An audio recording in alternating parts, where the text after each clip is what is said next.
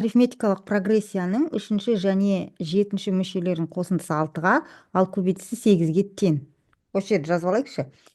Үшінші және жетінші мүшелерінің қосындысы 6-ға, ал көбейтіндісі 8-ге тең. Яғни дәл осыны екеуін көбейтсек, 8 шығады дейді.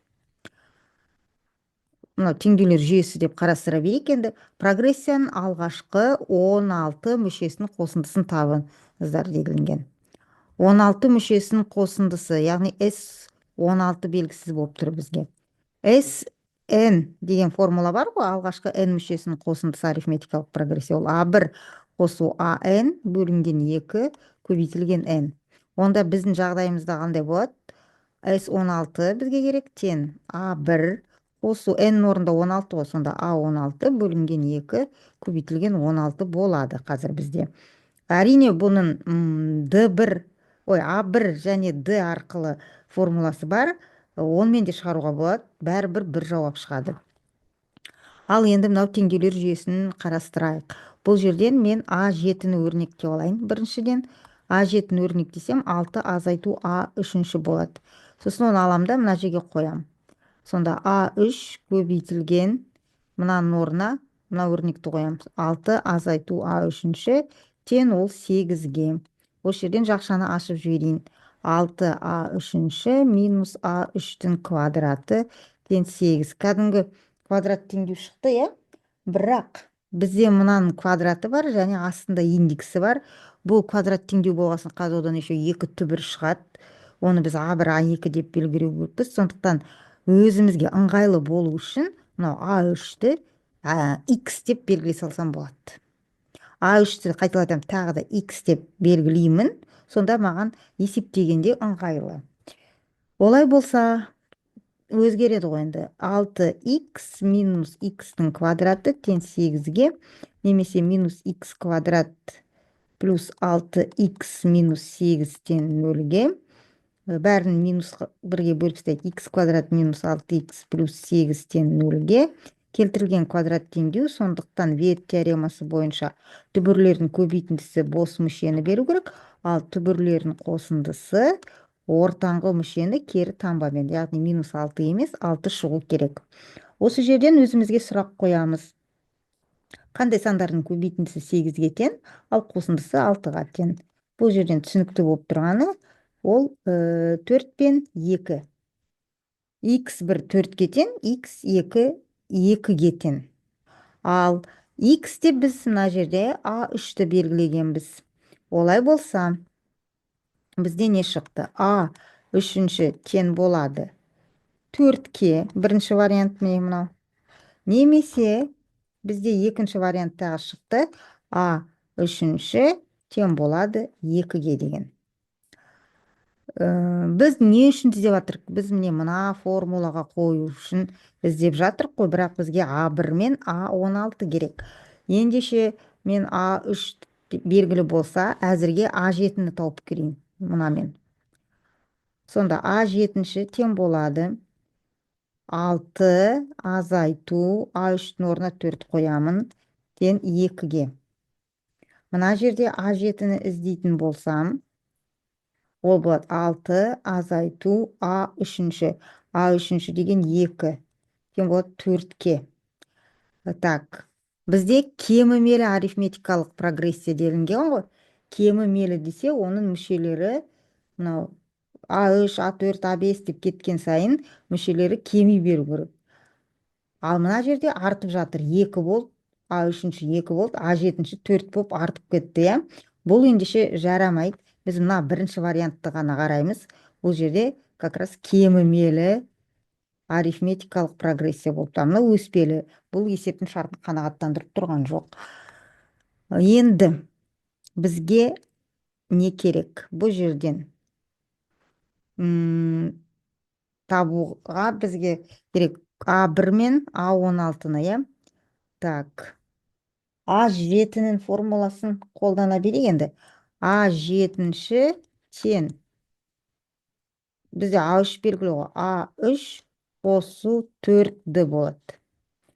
Мен D-ны тауып алғым келіп тұр. D-ны тауып алсам, мен A1-ді де A16-ны да таба аламын ғой өйткені. Сонда так 4D тең болады А7 азайту А3. Сонда D тең болады А7 азайту А3 бөлінген 4. Осыдан D тең. А7 бізде 2, азайту А3 бізде 4. Оны бөлеміз 4-ке. Сонда минус 2 бөлінген 4 тең болады минус 2-ден 1. D-ны таптым. D белгілі болса, онда біз қазір таба аламыз А1-ді де, А16-ны да таба аламыз. А1 тауып алайын енді. А1 тең болады А3-тен 2-ді азайту керек қой. Өйткені А3-ның формасы А1 қосу 2-ді ғой. Осы жерден А1 тауып алайын. А3 дегеніміз 4-ке тең, міне. Азайтамын, одан 2 көбейтілген минус 2-ден 1, 2 минус плюсті береді. 2-ден 1, мына екеу қысқарады. Сонда А1 бізде тең болды 5-ке. А1-ді тауып алдым. Так, мына жерге жаза берейін енді мен. Бүйтіп.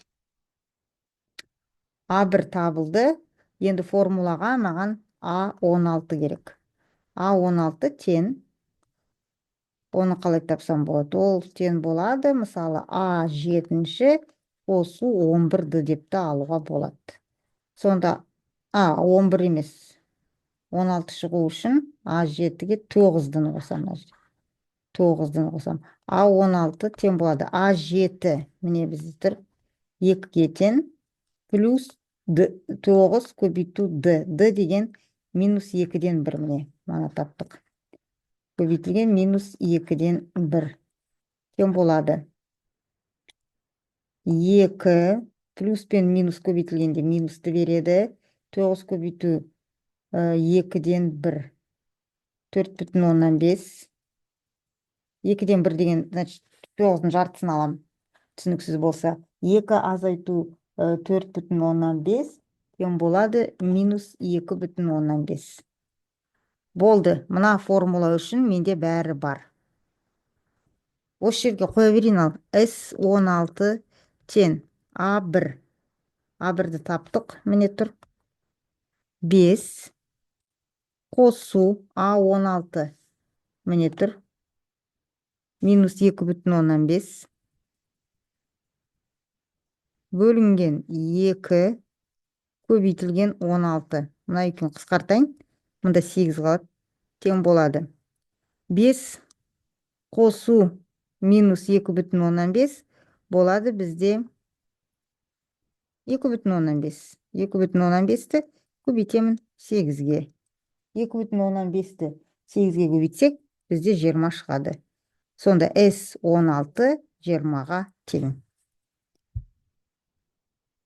Келесі тапсырма. Осындай өрнек берілген екен, осы өрнекті бізге ықшамдау керек. Так, енді жақшаның ішін қарастырайық. Бұл жақшаның ішінде не істеуге болады? Бұл бірінші бөлшекті әзірге солай қалдырайық. 2х қосу 1 бөлінген х плюс 2 минус. Так, мынам бөлімі жіктеледі. Өйткені 4 дегенім мынау 2-нің квадраты. Сонда бұл екі өрнектің квадраттарын айырымнан келеді мынандай. А квадрат минус Б квадрат тең А мен Б-ның айырымы көбейтілген А мен Б-ның қосындысы дегенге келіп тұр. 4-ті 2 квадрат деп түсінем. Сонда менде мынандай екі жақша болады. 2 азайту х және 2 плюс х деген. Так, алымында 4х қосу 2.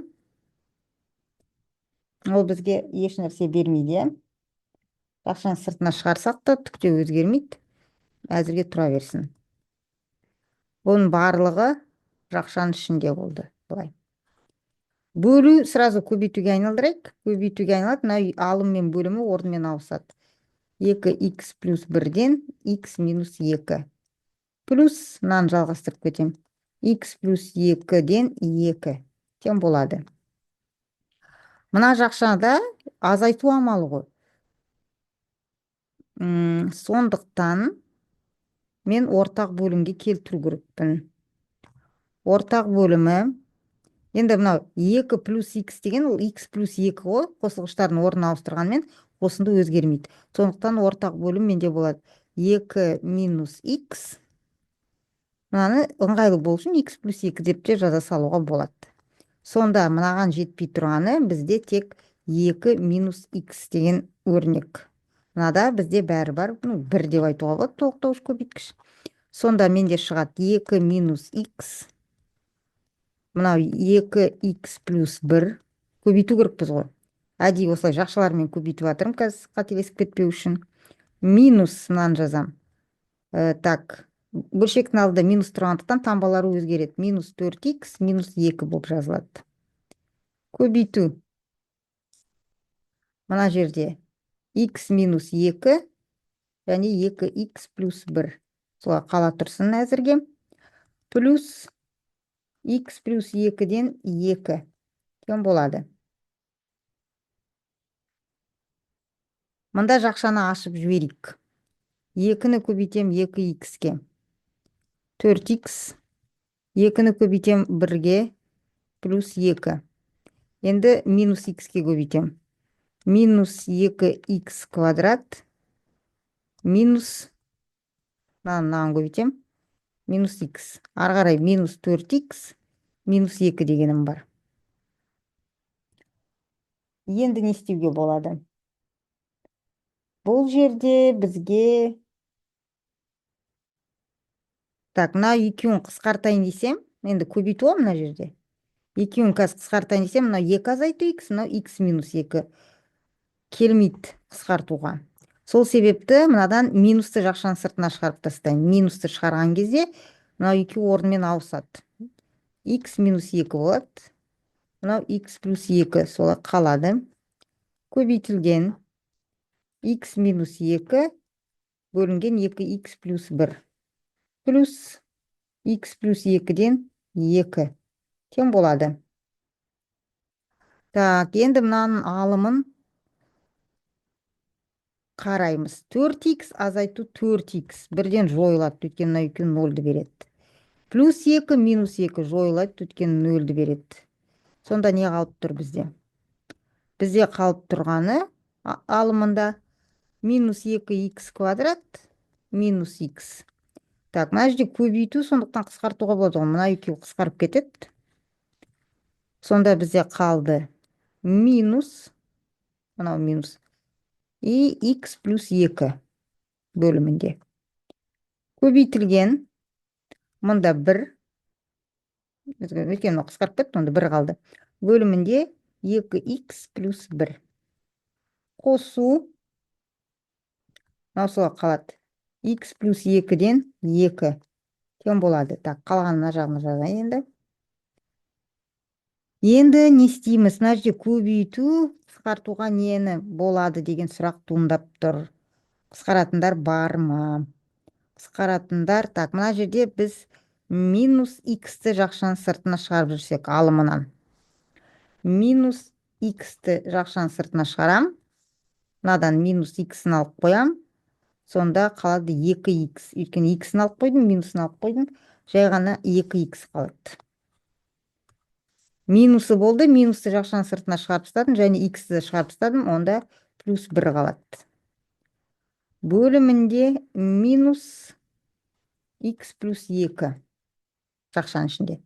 Так, көбейтілген бізде бар 1 бөлінген 2x плюс 1 и плюс x плюс 2-ден 2 тең болады. Мына екеуі бірдей болып тұр, енді мына жерде көбейту болғандықтан біз емін-еркін қысқарып тастаймыз. Так, алымында минус, бөлімінде минус, екеуі бір-біріне бөлініп жатыр. Теріс санға бөліп жатырмын деген сөз ғой. Теріс санға бөлінді, бізде оң сан шығады. Сондықтан минустарды енді жазбауға да болады. Алымында x қана қалды, бөлімінде x плюс 2. Мұнда қысқарып кетті, 1 бөлу 1, 1. Көбейту 1 еш нәрсе бермейді бізге, бірге көбейту. Сондықтан мынау бөлшекті мүлде жоқ деп түсінеміз. Плюс x плюс 2-ден 2. Тең болады. Бөлімдері бірдей, бөлімдері бірдей болса, бөлімі өзгермейді. Алымдарын қоса саламыз. X қосу 2. Енді X қосу 2-ні X қосу 2-ге бөлеміз, 1 шығады. Немесе бұлайды жақшаға алып, қысқартып тастаймыз деп те айтуға болады. Жауабы 1.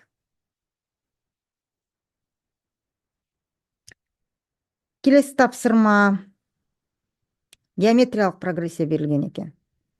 Геометриялық прогрессия берілген. B2 қосу B3 18-ге тең дейді. B4 азайту B2 ол да 18-ге тең. SN-ші 93-ге тең. Геометриялық прогрессияның мүшелер санын табыңыз. Мынаны теңдеулер жүйесі деп қарастырайық. Енді B2 қосу B3 тең болады 18. Мына жерде B4 минус B2 тең болады 18.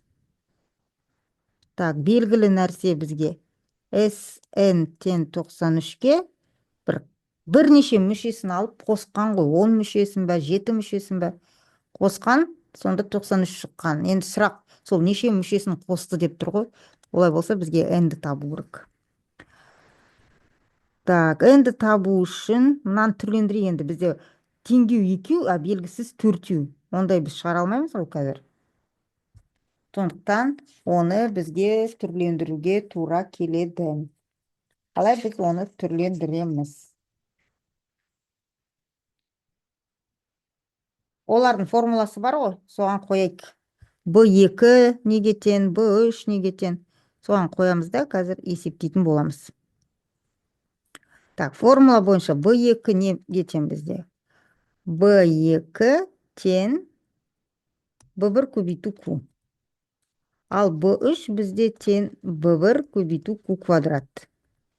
B4 бізде тең B1 көбейту Q-дің 3 дәрежесі.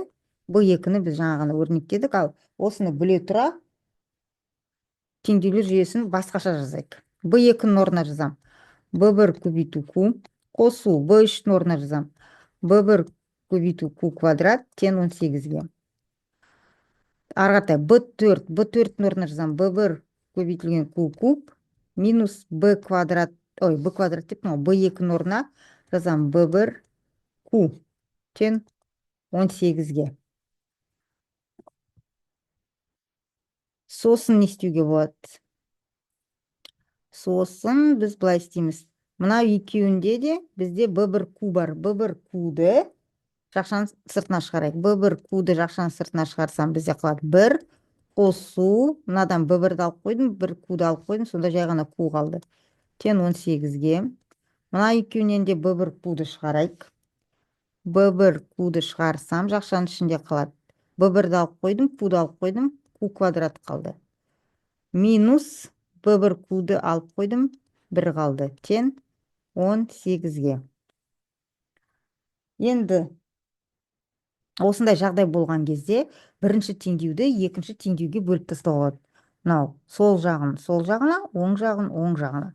Былай ғой, басқаша айтқанда B1 Q 1 плюс Q жақшаның ішінде, оны бөлеміз B1 Q жақшаның ішінде Q квадрат минус 1-ге тең, мына жағында 18, мына жағында да 18. 18 бөлу 18-ге.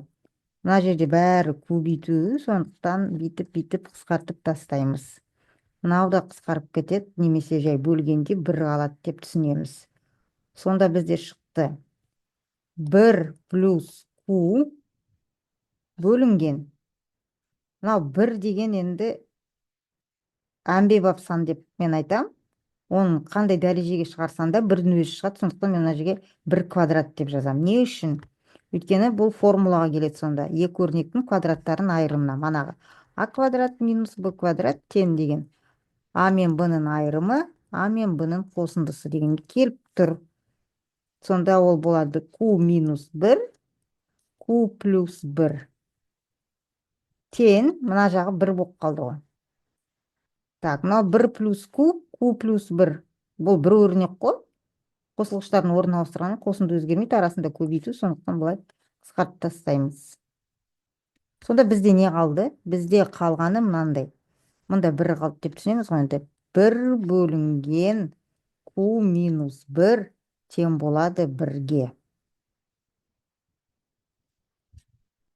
Сонда q минус 1 1-ге тең болып тұр ғой.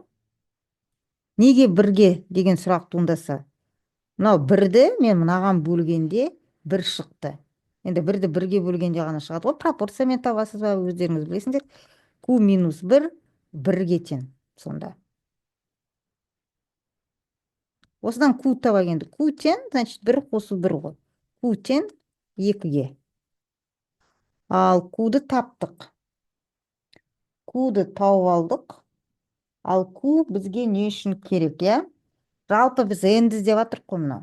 N-ді іздеп жатырмыз. N-ді не үшін, не үшін емес, қалай табамыз деген сұрақ туындайды. Sn-нің формуласын қолдану керек ол үшін. Sn тең болады.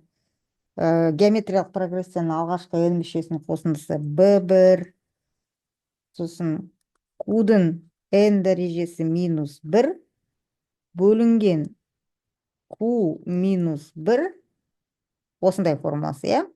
Sn бізде бар 93, қазір біз қоя саламыз 93-ті. Q бізде бар 2. B1 керек болып тұр осы формулаға. B1-ді қалай табамыз? B1-ді қалай табамыз? Ол үшін, B1-ді табу үшін, біз манағы бірінші мына теңдеуге оралып келу керекпіз. Бізде B2 плюс B3 тең болды 18 деген болды ғой. Соны B2-ні біз B1 Q деп жаздық қой. B3-ті B1 Q квадрат деп жаздық. Соны орнына қоям. Сонда менде болады B1 Q 2-ге тең ғой. Сонда 2 B1 плюс B3 деген B1 көбейтілген Q квадрат. Q деген 2. Сонда Q-дың квадраты 4. 4 B1 тең 18-ге. Осы жерден түсінетінім 2 B1 қосу 4 B1 6 B1 болады. 6 B1 тең 18-ге, онда B1 тең 3-ге. B1-ді таптық. Енді мына формулаға қояйық. Так, Sn-ші берілген бізде 93. Так, бөліп жазбайын. 93 тең болады. B1 3-ге тең. Q-дың n дәрежесі Q 2-ге тең міне. Осы 2-нің қандай да бір дәрежесі n, біз как раз сол n іздеп жатырмыз. Азайту 1 формула бойынша, Q азайту 1. Q деген 2, азайту 1. Ну, жазайыншы, 2 азайту 1 түсінікті болу үшін. Сонда бізде шығады 93 тең болады. 2 азайту 1 1-ге тең ғой, бөлімін жазбай қойық. Сонда 3 көбейтілген 2-нің n дәрежесі минус 1. Мына екеуін көбейткенде, міне, оң жағын көбейткенде 93 шығып тұр. Онда 2-нің n дәрежесі минус 1-ді қалай табамыз? 93-ті 3-ке бөле саламыз. Сонда 2-нің n дәрежесі минус 1 тең 31-ге. Енді 2-нің n дәрежесін кәдімгі теңдеу сияқты іздеп жатырмын. 2-нің n дәрежесін табамын мен 31 қосу 1 деп. 2-нің n дәрежесі тең 32-ге. Сосын бүйтіп жазам. 2-нің n дәрежесі тең 32 деген, ол 2-нің 5 дәрежесі емес па. Енді осы жерден түсінікті болып тұр, n 5-ге тең екені. Яғни бізде сұрақ болды ғой міне. n нешеге тең деген.